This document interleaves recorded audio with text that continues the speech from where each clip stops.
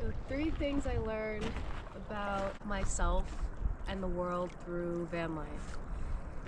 I'd say the first, the world isn't as scary as I thought it was. And I grew up in New York City. I worked in finance for 6.5 years, and I just found that everything was very materialistic and kind of go-getter, and where did you come from, what school did you go to, and are you this or that type of thing. And the more I've traveled and come in contact with various people of all ages and backgrounds and occupations and walks of life, it's just, where did you start as far as what brought you to this national park today, and just trying to get a little bit more into why you're here, what this means for you. And I've grown a little bit more optimistic and open about people being good. I used to think it really wasn't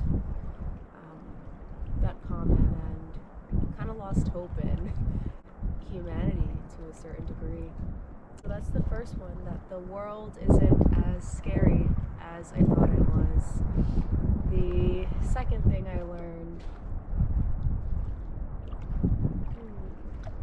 I feel like I have grown to thrive more in minimalistic environments, and when it comes to, all right, putting slightly less thought into my appearance, kind of opened up space for me to be more creative with what I wear and how I look and how I show up in this world. And even looking at some of my content and the evolution of it in the last 2 months, I see myself shining more and more in these last few moments and days.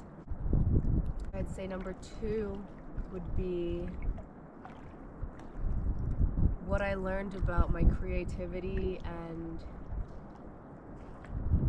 myself and the freedom that I've experienced through living a simpler life and adopting more of a minimalist mindset. And the third thing that I've learned is kind of goes hand in hand with the first. The first thing I thought of just now would be trust, and learning to trust more. Kind of combine that with the first. So my last thing that I have learned about Lana during van life.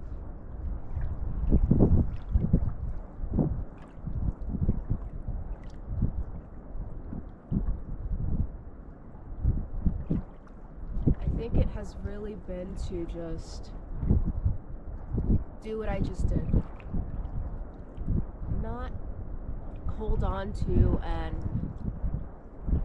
highlight or share that first thought and that first kind of signal that goes on in my brain, in my mind, in my body instantly. I think it's to take a breath, to slow down, to just listen to the water moving right now and allow for that thought to come to me without forcing it and really kind of digging through the weeds to find it. And I think it's just slowing down and being present. I've been a lot more kind to myself in the sense that I recognize how sensitive I am as a being, and how city life and the industry I was in and just my lifestyle was overstimulating me, and it wasn't necessarily the best thing for me. So it would be to slow down, to learn how to breathe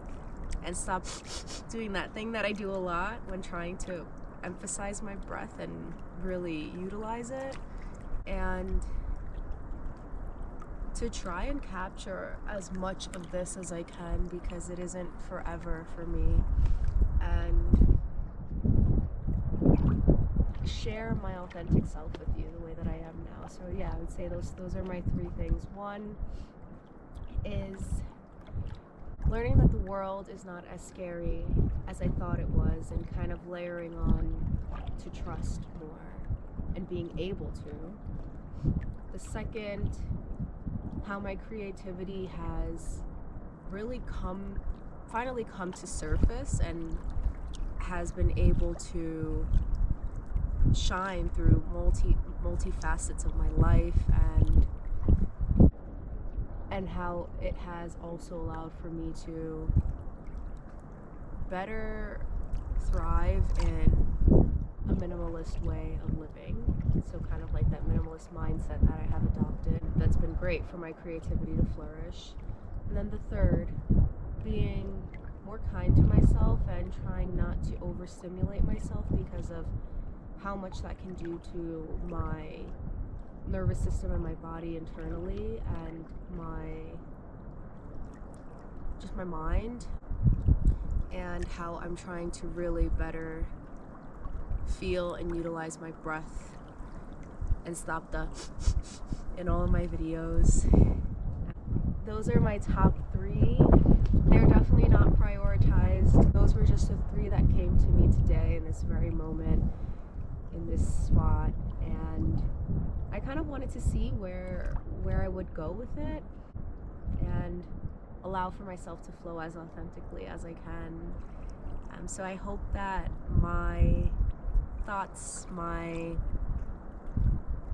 experiences, and my sense of vulnerability has inspired you to be you, because there's only you, one of you, and be you, because we need more of that.